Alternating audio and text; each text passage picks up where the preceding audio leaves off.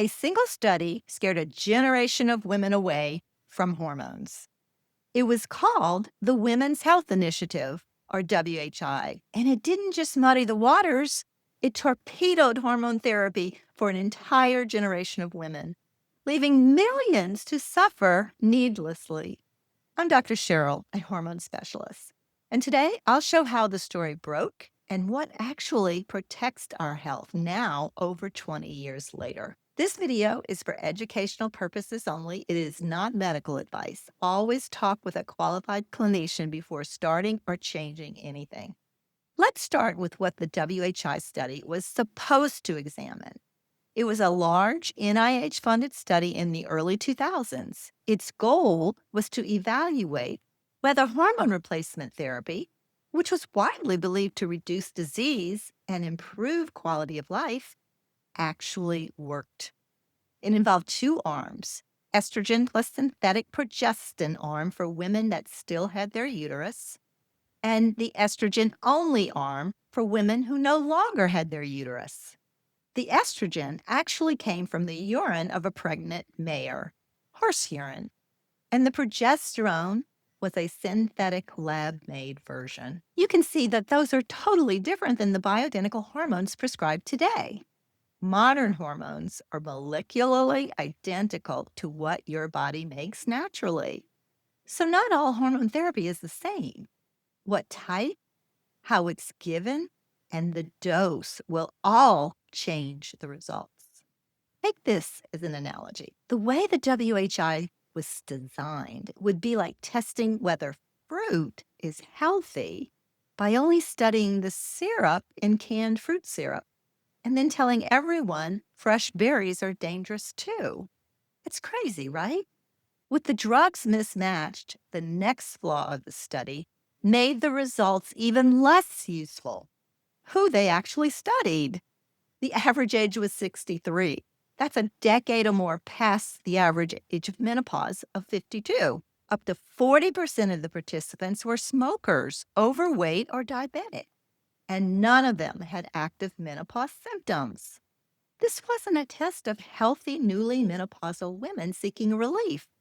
It was older, higher risk women taking the wrong kind of hormones. And the timing is a big deal.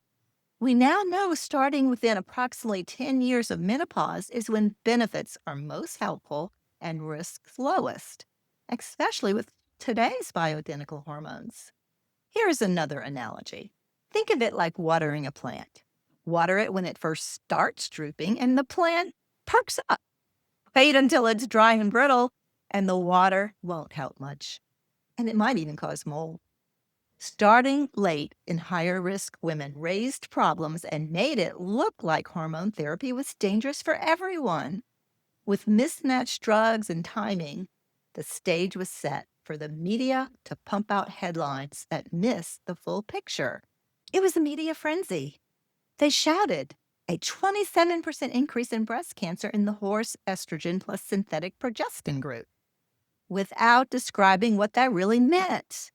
In reality, in real numbers, that was just about one extra woman per 1,000 each year might develop breast cancer. But most people never heard that. Here's an analogy.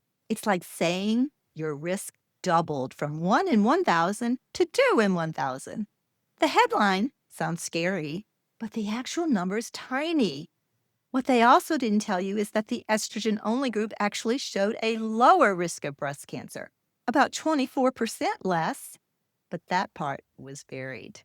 That implicates the problem wasn't with the horse urine hormone as much as it was with the synthetic progestins.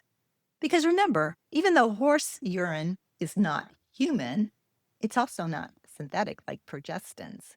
And other positive benefits of the WHI were also conveniently omitted, such as estrogen's protection against osteoporosis and bone fractures. The result? Fear overshadowed care.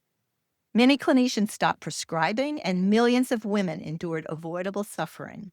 Now that these numbers are clear, let's look at what best practice means today, what to start, and why. The goal is simple. Turn back on the body's natural hormones with natural hormones. estrogen, and progesterone. It's like turning back on your home thermostat after it's been shut off a while. The whole system feels balanced again. But we want to turn it back on with natural bioidentical hormones because that's what our bodies are designed to thrive on. Our bodies know the difference.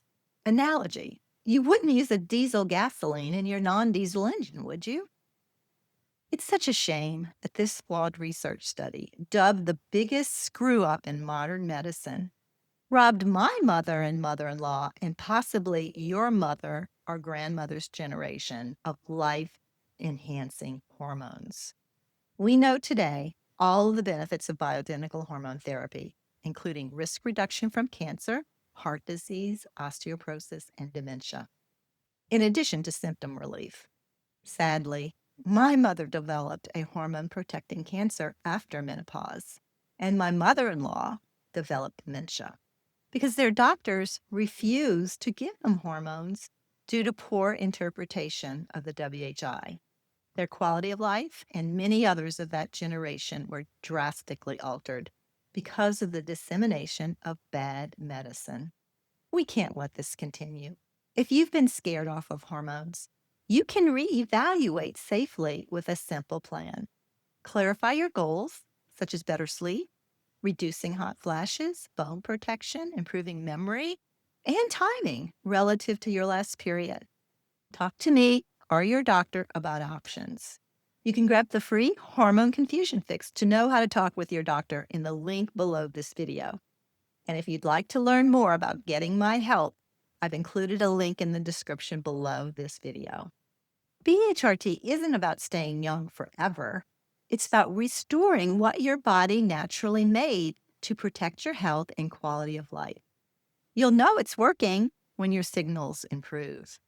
If you want to know what to expect during the first 2 to 6 weeks of BHRT, as well as during the first few months and first full year, click the video on the screen and I'll walk you through it.